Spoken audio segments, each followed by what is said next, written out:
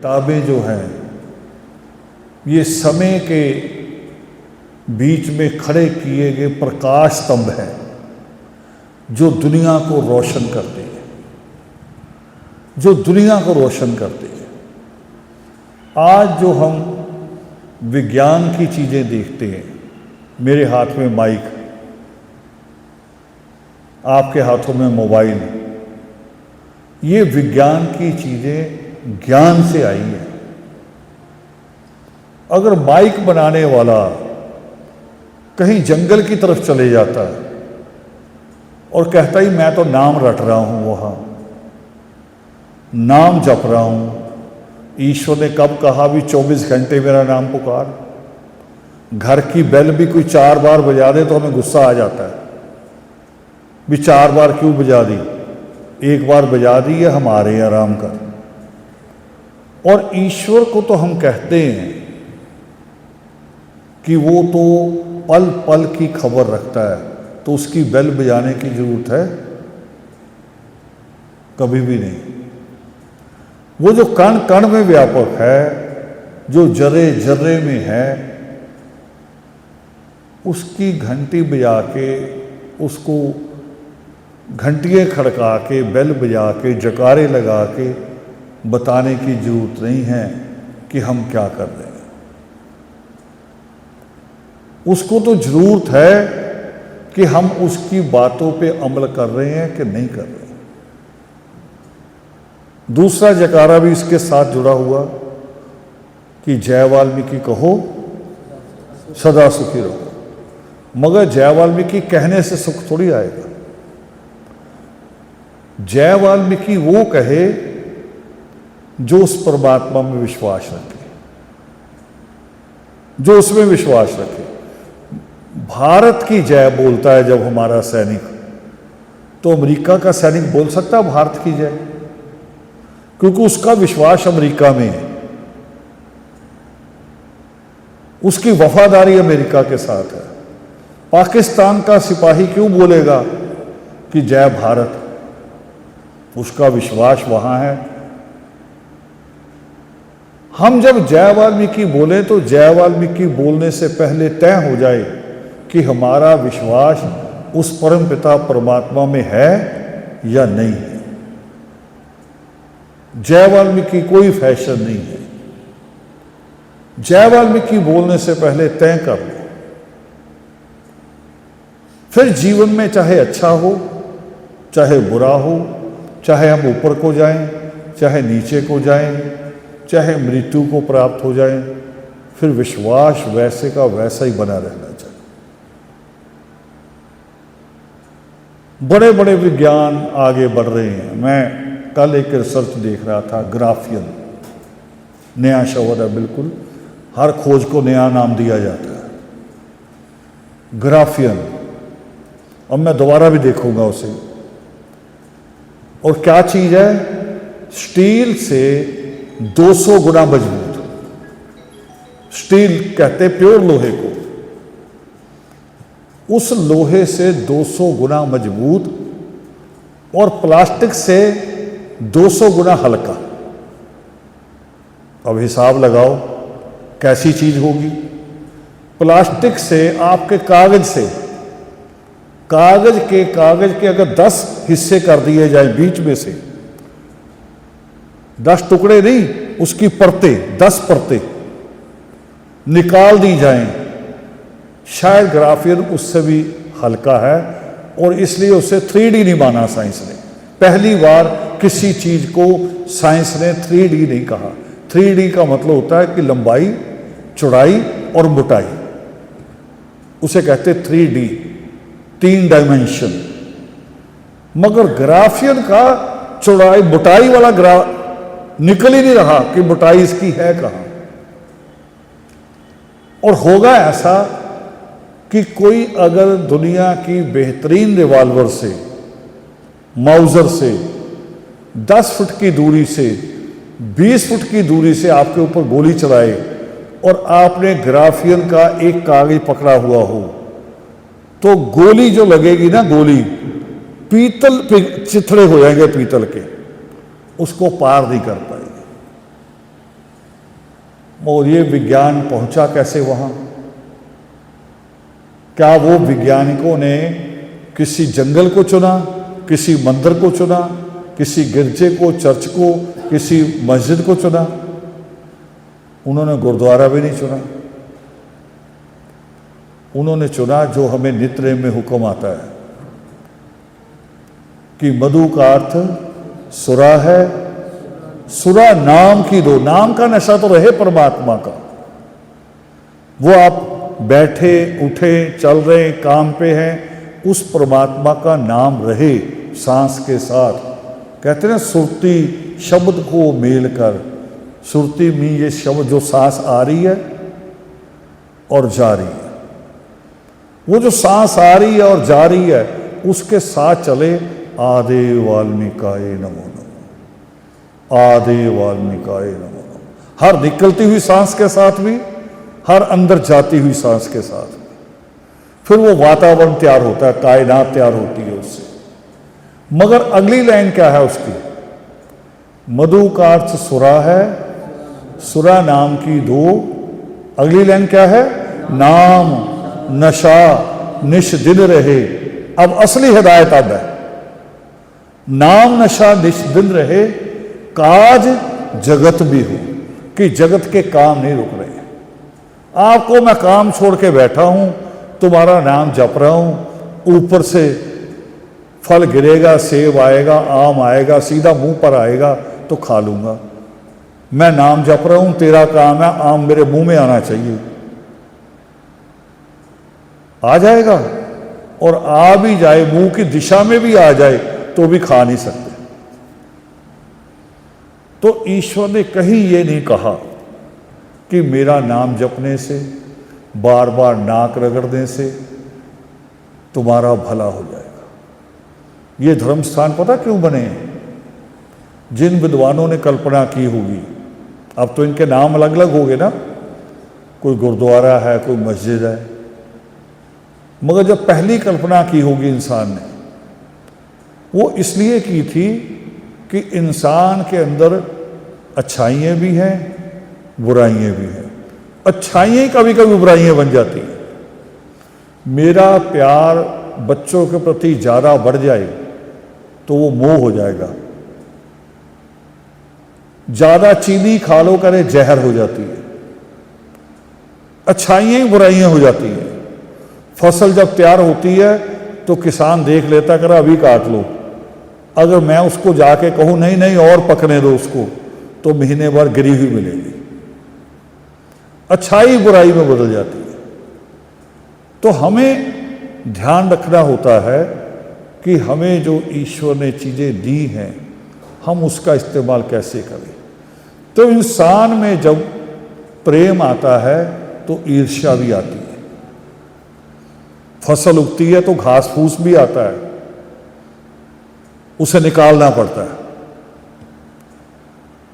तो इंसान के अंदर एक इस तरह का, ये थोड़ी तरक्की के लिए भी है।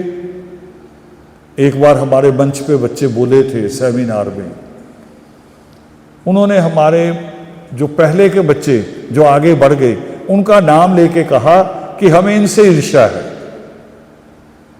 कि ये नीचे बैठते थे अब मंच पे बैठते हैं टीचर बन के, मगर ईर्ष्या करे इतनी है कि हमने एक दिन यहां बैठना है। मैं कहा फिर ईर्ष्या अच्छी। अब ईर्ष्या अच्छी होगी ना, ईर्ष्या ये ना हो कि मैंने इसकी टांग तोड़ दी है। ईर्ष्या इस तरह से हो कि मुझे इससे आगे जाना है, तब ईश्वर भी उसको बुरा नहीं मानेगा। मगर इंसान धीरे धीरे धीरे धीरे अपने बीच दीवारें खड़ी करता है। कभी कभी पढ़ाई लिखाई ज़्यादा हो जाए तो अहंकार आ जाता है, कभी कभी पैसा ज़्यादा आ जाए तो अहंकार आ जाता है, कभी कभी पद बड़ा हो जाए तो अहंकार आ जाता है। फिर वो ऊंच नीच करनी शुरू करता है। रिश्तेदारों में भी ऊंच नीच करता है कि हम इतने बड़े हैं, हमारी कोठी इतनी बड़ी है, इनकी घरें अभी छतें वहीं की वहीं है पुरानी 50 साल वाली। उस वक्त शायद विद्वानों ने सोचा होगा कि इंसान तो इंसान से टूट ही जाएगा, फिर एक ऐसी जगह बनाओ जिसको लोग ये ना कहे कि ये अमीर का घर है कि गरीब का घर है, जिसके साथ अच्छा और बुरा कुछ भी ना हो। हम जब बोलते हैं ना, सच्ची प्रार्थना में अंतिम में बोलते हैं, समस्त गुणों के भंडार। तो वो जिसके साथ कुछ बुराई ना हो, जहां से अच्छाई अच्छाई हो, जहां पर जाके हम नतमस्तक हो, जहां हम अपने दिल की बात कह सके। चर्च में होती ना एक जगह बनी होती है, कभी कभी लोग अपनी बात कहने जाते हैं, कोई गलती कर लेते हैं, कहने जाते हैं। ये मूर्ति भी इसलिए स्थापित हुई थी, इसलिए स्थापित हुई थी। मैं एक कहानी दोबारा कह रहा हूं, मैंने पहले भी कही है कई बार आपको। अब इस दुनिया में नहीं है वो बेटी। वो बेटी थी दिल्ली में, यादव परिवार से, श्वेता यादव नाम था उसका। और मेरे साथ इसलिए रिश्ता था कि वो पत्रकार थी और कई बार मीडिया से के माध्यम से मेरे से बात होती थी। फर्स्ट टाइम मैं एक किताबों का मेला लगता, पुस्तक मेला दिल्ली में, बुक फेयर, कई दिन का होता, बहुत बड़ा होता है, एक दिन में सारा घूम भी नहीं सकते। पहली बार मैं वहां गया था, मेरे कई साथी भी साथ थे, दिल्ली के भी। तो उसका फ़ोन आया कि आप बुक फेयर में हैं, किसी ने सूचना दे दी होगी, कैमरे लगे होते हैं, मीडिया भी होता है। मैं कही यही हूँ। तो आप किस शॉप पे है? मैं कही मैं फलां शॉप पे। तो मैं आ रही हूँ, मैं थोड़ी लेट हो जाऊँगी, मेरी कैमरा टीम है, आप बात कर लेंगे? मैं क्या करेंगे। वो इंटरव्यू शायद आप लोगों ने देखा हो, किताबों के बीच में खड़ा हूँ मैं बुक फेयर पे। तो मेरा ये रिश्ता था उसके साथ। तो रात को बैठे एक दिन मैं कुछ काम कर रहा था कंप्यूटर पर, अचानक एक नोटिफिकेशन आया भी किसी ने मैसेज किया, मुझे मैसेंजर किया। मैंने मैसेंजर खोला, देखा खाली फोटो थी एक। मैंने वो फोटो देखी, फिर अपने काम में लग गया। पर फिर एकदम अचानक ही जैसे ईश्वर कुछ इशारा करता है, ये हमारे हाथ की ताकत नहीं होती, मुझसे कोई दोबारा करवाना चाहे तो नहीं होगा, ये ईश्वर ही कभी कभी समय देता है। मुझे लगा उस फोटो में कुछ है। मैं उस फोटो की तरफ दोबारा बढ़ा, देखा, और मैंने उसे मैसेज किया नीचे, उसी बेटी को। मैंने कहा बेटा जी ठीक हो? हालांकि फोटो में कुछ नहीं लगा, बाद में मैंने बहुत बार देखी, उसमें ऐसा कुछ नहीं था, मगर मुझे लगा। तो उसका जवाब आया कि हाँ मैं ठीक हूं, कोई बात नहीं। मैंने कहा अच्छा। मैं अपने काम में फिर लग गया, मगर 10 मिनट बाद उसका दोबारा आ गया। कह रही आपको क्यों लगा कि मैं ठीक नहीं हूं? मैंने कहा वैसे ही, मैं वो नहीं हूं जो तुम समझ रही हो कि माला पहनी है, मैं कोई ज्योतिषी हूं, मैं कोई बाबा हूं, कुछ नहीं हूं। मुझे तो ऐसे लगा, एहसास सा हुआ जैसे रिश्तों में हो जाता है। तो कभी सच में परेशान हूं। मैंने अगली लाइन कही, है लिखी हुई है सारी, कुछ लिखित में है ये मेरे मैसेंजर में। मैंने कहा बेटे जो भी परेशानी है कहनी नहीं है मुझे, मैं तुम्हारा कोई सगा नहीं हूं, और दुनिया में कोई सगा नहीं होता। सबसे विश्वसनीय मित्र, ईश्वर ने क्या कहा, सबसे विश्वसनीय मित्र अपना हाथ है। अभी कुछ हो जाए तो सबसे पहले मेरा हाथ ही काम करेगा, बाकी बाद में करेंगे। मैं कहा मुझे कहना नहीं है, तुम्हारे मन में जो भी हो, तू किसी मुश्किल में, तू लड़की है, और किसी दोस्त मित्र से भी नहीं कहना। दोस्त मित्र ही बाद में दुश्मन बनते हैं, उनको भी नहीं कहना। तुमने कहना है तो जाके मां से कहना, सब, उससे बड़ी मित्र कोई नहीं है। वो तुम्हें कभी ब्लैकमेल भी नहीं करेगी, वो तुम्हें निकालेगी। उसने बड़ी दुखदाई बात कही। वो कह रही जी मां को तो कह ही नहीं सकती, सब बच्चों में बड़ी मैं हूं, माँ का तो पति भी मैं हूं, माँ का बेटा भी मैं हूं। पिता मेरे बेड पे पड़े हैं, उनको पैरालाइज है। अगर माँ को बता दिया माँ ना पैरालाइज हो जाए तब तो और मुश्किल हो जाएगी। मैंने कहा सोच के फिर देखिए एक हल है, थोड़े दिनों के लिए ऐसे घर में चली जा जहां छोटे छोटे बच्चे हो, मासूम, जिनमें कोई अपना पराया नहीं होता, बस 10-12 दिन लगा के वापस आ जा, ठीक हो जाएगी। अब अगली कहानी नहीं मैंने कहनी। हम भी जब अपनी कोई बात कहना चाहते हैं, खास तौर पे अपनी कमियां, अपने दुख, कई बार कामों में उलझ जाते हैं, ऐसे कामों में उलझते हैं अच्छा भला कारोबार डगमगाने लगता है। तब एक ही जगह होती है, यहां आके बैठ के घुटने टेक के कहो, असर होगा। आपको लगता है मूर्ति है, करके देखो, असर होगा, जवाब भी आएगा, जवाब भी आएगा। जब लारा का कत्ल हुआ था तो मैंने ईश्वर से, जैसे आदमी आदमी से लड़ता, मैं ऐसे लड़ा था मूर्ति बैठ के मंदिर में। ऐसे खिजे हुए सवाल थे मेरे। ये भी कहा तू ईश्वरी नहीं है, तेरे पास इंसाफ नहीं है। जो बच्चा हर पूर्णमासी पे तीर्थ होता था उसको ऐसे गोलियां मार दी जाए। लड़ा मैं, मगर अपने आप रात को सो गया। जब सुबह उठा जवाब यहां था, जवाब था।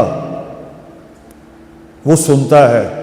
हमारी इंग्लिश की किताब थी बीए में, उसमें एक स्टोरी थी कि एक आदमी और उसका बेटा, दो ही थे घर में और कोई नहीं, टांगा चलाता था।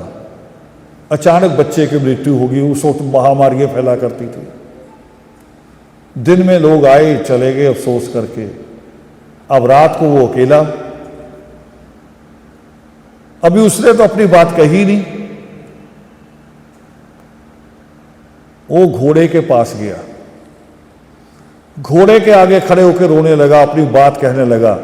ये इंग्लिश राइटर का ही है स्टोरी। उसने लिखा आगे स्टोरी में कि थोड़ी देर बाद घोड़े की आंखों में भी आंसू थे। वो भी आपके साथ जीते हैं। लगता हमें ये नहीं सुनते, इनको नहीं समझ में आता। हम जहां से पौधे लाया करते थे, आदि प्रकाश जी बैठे, मुकेश जी भी और साथी भी, विशाल और भील भी बैठे हैं। ये गए उस जहां लुधियाना से लाते थे। एक दिन उसका मालिक आया, मालिक दिल्ली में है। उसने ऐसी स्टोरी बताई मुझे, दुखदाई भी थी मगर विश्वास भी दिया। वो कह रहा जी मेरे लड़के ने बनाई थी ये नर्सरी, मैं तो दिल्ली में अच्छा भला कारोबार है। उसकी एक्सीडेंट में मृत्यु हो गई, फिर मुझे आना पड़ा। मगर जब कर मैं आया ना, लड़के के चौथे दिन बाद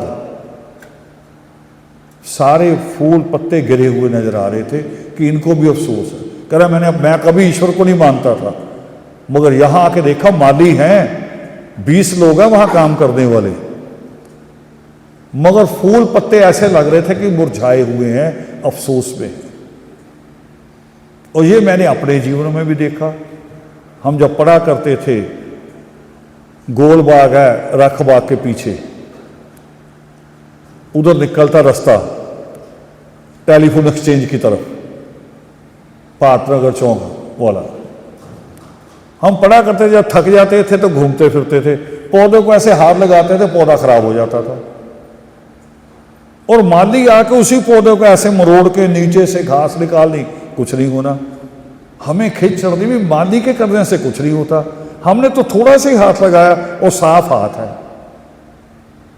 पर क्यों? क्योंकि हमारा रिश्ता नहीं था उस वक्त। जब पौधे खुद लगाए और वो सारा कुछ हम करते जो माली करता है, मैं तो कई बार तने लपेट देता हूं। अभी देखना, कई तनों को मैंने अलग रूप दिया हुआ।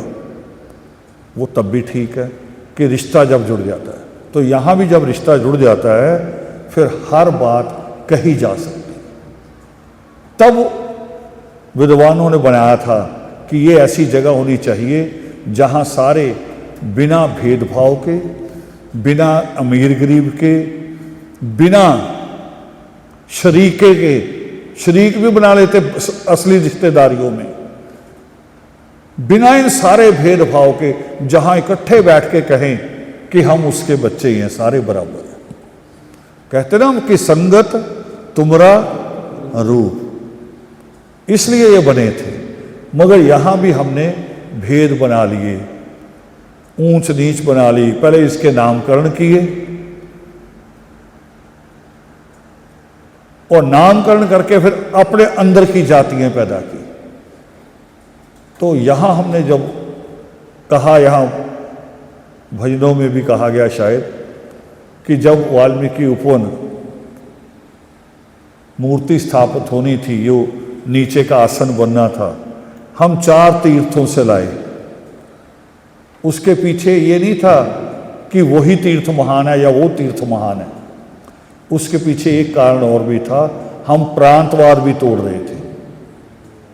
कईयों को मैं बड़ा होता, मैं हम यूपी के हैं, सबसे बड़ी यूपी है, और हमारा कहेगा हम पंजाब के, हम सबसे बड़े हैं। भाई बड़ा कोई नहीं, जिसके पास उस ईश्वर की कलम है बड़ा वो होगा, दूसरा कोई नहीं होगा। जिसने उस ईश्वर के हुक्मों को मान लिया बड़ा वो होना है, और वो चाहे कहीं भी हो, कहीं भी हो, कहीं से भी आए, देश से ही नहीं, किसी जाति किसी मजहब से भी आए, जिसने ईश्वर को स्वीकार कर लिया वो बड़ा है। तो ये स्वीकार करना होता है ईश्वर के हुक्मों को, उनकी कही हुई बातों को।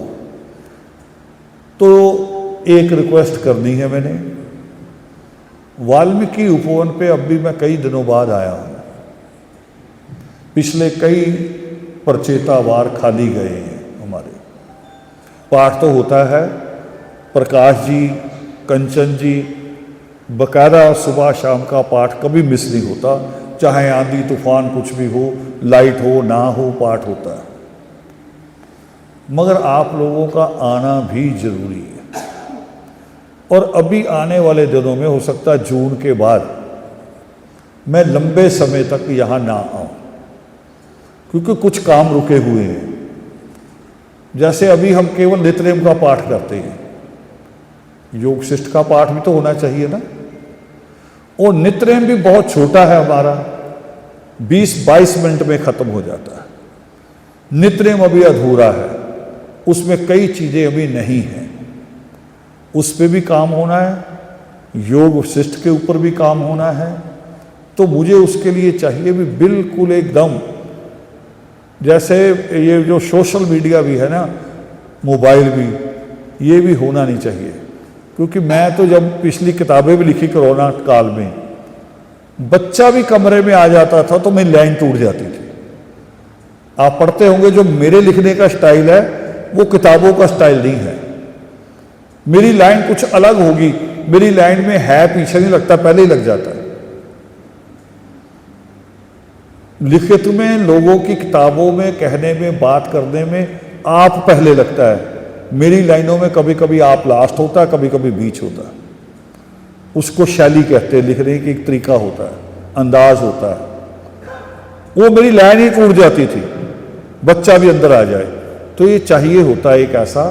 तो अगर मुझे जाना पड़ गया, हो गया, तो ये रूटीन ना तोड़ो, थोड़ा सा अपने दिमाग पे जोर दो। सारे लोग चाहे हर हफ्ते ना आओ, महीने का एक प्रचेतावार तो चुनो, और दूसरा इसको जेब के हिसाब से भी कर लो। अगर मैं आपके पास आ जाऊं तो कितना कितना खर्चा होता मेरे आने पे, खाने पीने पे कितना खर्च कर देते हो। फिर मैं कह दूं कि ये चीज भी लानी है, वो भी ले आते हो। उतना से ये जोड़ लो, 200-400-500 रुपए का खर्चा पड़ेगा ना महीने में एक एक आदमी का। उसको पक्का बना लो भी खर्च करना है, चाहे बस में खर्च करो, चाहे आपस की किसी की कार में तेल डलवा के आ जाओ। एक प्रचेतावार तो आना ही आना है। और अलग अलग शहर बांट लो। और इससे मैंने जो मेरा जो इतना मैं बोलता हूं ना, आपको लगता होगा ज़्यादा पढ़ाई की है, पढ़ाई नहीं ज़्यादा की। मैंने जब बच्चों को पढ़ाना शुरू किया ना, तब मेरी पढ़ाई हुई है। क्योंकि पढ़ाई में कई चीज़ें तो किताबों में होती नहीं, जो सवाल बच्चा कर देता ना वो पहली बार आता है, कई बार फिर उसका जवाब ढूंढना पड़ता है कि बच्चे ने ये क्या पूछ लिया। तो जितना आप आओगे, जितना यहां सुनोगे, उसके बाद आपस में भी बात करोगे। एक और बात, ये कसम ले लो कि जब तक उपवन की जमीन में रहोगे, चाहे निंदा ना कहो उसे, मगर किसी एक दूसरे की बातें भी जो हम करते हैं ना रस लेके, वो इस जमीन पे नहीं करोगे। ये शपथ ले लो अपने आप। आपने जो बात कर दी है ना आपस में, यहां जो बात हुई उसी पे कर दी है कि ये बात कही, इससे आगे और क्या हो सकता, या ये बात समझ में आई कि नहीं आई। हो ये रहा है कि यहां आसपास बैठ जाएंगे, जो भी आज बीच में नहीं आया उसको विषय बना के बात शुरू कर देंगे, उसका मजाक भी शुरू कर देंगे, कभी कभी निंदा भी शुरू कर देंगे। इस जमीन के ऊपर ये निंदा वाला शब्द नहीं आना चाहिए। इसको इतना बनाओ कि हमने यहां आके केवल ज्ञान की बात करनी। ये भी एक अपने आप में एक संकल्प ले लो। तो आज आप सब साथी आए, मैंने फिरोजपुर वालों से फ़ोन किया था, अभी आना ही है, सोच के किया था एक एक शहर कोई कहा जाएगा। अगले प्रचेतावार मैं फिर यहाँ नहीं रहूँगा। हरियाणा का प्रोग्राम है, राजौंद का बड़ा प्रोग्राम है। और एक फिरोजपुर वालों से कहा था, अब सारे आप बैठे जिम्मेवार, 2-4 नहीं होंगे, उनसे भी कह देना। एक सेमिनार फिरोजपुर में ज़्यादा नहीं, 150-200 सीट वाले हॉल में। 200 भी ना भरे तो कोई बात नहीं, हमें कोई दिक्कत नहीं है। हमने बच्चे बिठाने हैं पढ़ने वाले, जिनसे बात करनी है। 150-200 सीट वाला हॉल ले लो। नहीं मिलता अगर कहीं एसी हॉल, तो कि उनके भी होते हैं जो किटी पार्टी करते हैं, किसी का भी लो।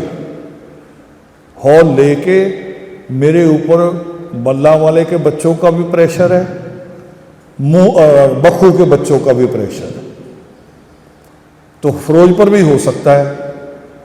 और भी आपके आगे भी लोग हैं, अबोर है, फाजिलका है, जलालाबाद है, वहाँ के बच्चे भी आ जाएंगे, बैठ के बात हो जाएंगी। सारे लुधियाना नहीं आते, तो ये जल्दी तय कर लो।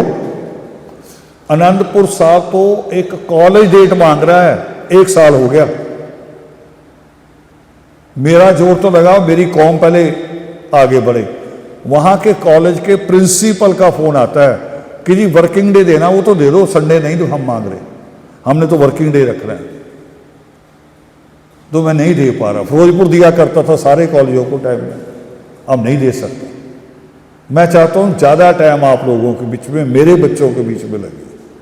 तो ये एक तैयारी कर लो, बाकी शहर भी इस पे जोर दो। और जो मैंने एक बात कही, इसको शपथ में के रूप में ले लो कि चाह कर भी कोई आके कहे भी, तो यहाँ ऐसी बातें नहीं करनी हमने। यहाँ हमेशा परमात्मा की कही हुई बातें ही करनी। जय वाहिगुरू।